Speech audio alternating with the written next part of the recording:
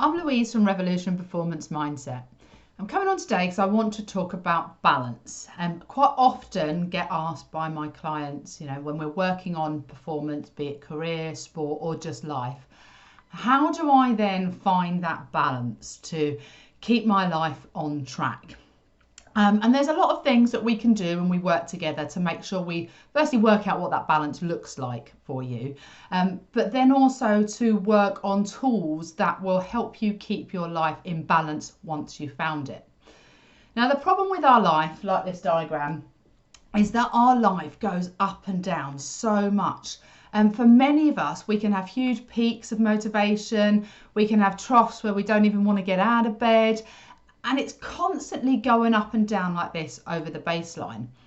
And there's a reason for that, and a scientific reason for that, because you all know how much I love the science.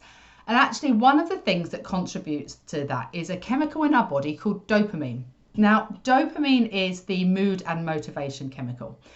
This chemical is based on reward. So let's say you see a piece of cake, you eat the piece of cake, you enjoy the piece of cake, like I do, your dopamine levels will rise. It gets released in quite big amounts when that happens. So what happens effectively, if you think of your balance going along like this, you eat the piece of cake, spikes, goes up, comes down.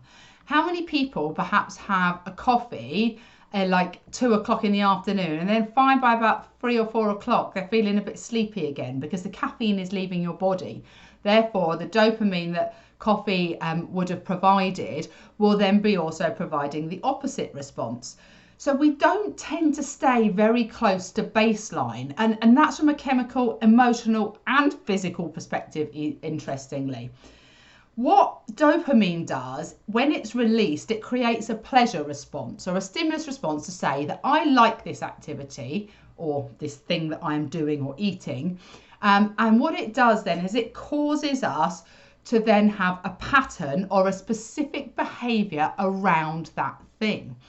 So this can be good, like exercise and like getting outside, but it can also be bad, like eating too much cake, or perhaps, in terms of drinking too much coffee, drinking too much alcohol, because you're spiking your body and then you're bringing it back down again.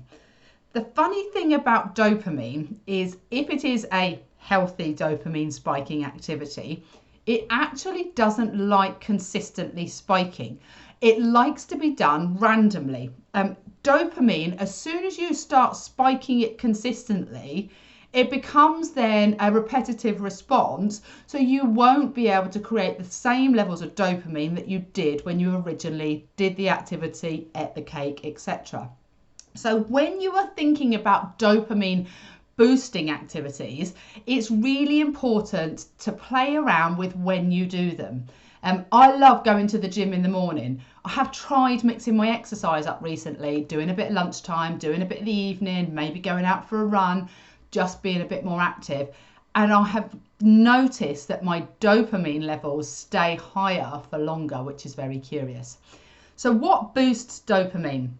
Well, there are things that are bad for us that boost dopamine. Things like recreational drugs will actually spike your dopamine by double the level, so ×2. But interestingly, there is study and research done to say that cold water swimming also spikes it by ×2. So there are very healthy activities out there that you can do that will obviously make sure that you increase your dopamine. What you're trying to do with these exercises, with these things like exercise, making sure you sleep, meditating, getting outside, dancing, all of these good things that will spike your dopamine, is to make sure that you don't spike them too high all the time. So you want to be doing little bits and often. It's all about balance. As I said, dopamine likes the random activities that you do. So think about the dopamine inducing things that you are doing in your life. Are you doing them consistently so you're no longer achieving that level of dopamine that you want to? Or are you doing enough dopamine inducing activities to try to help you find that balance where you remain as close to baseline as possible and to eventually get that balance that we all need?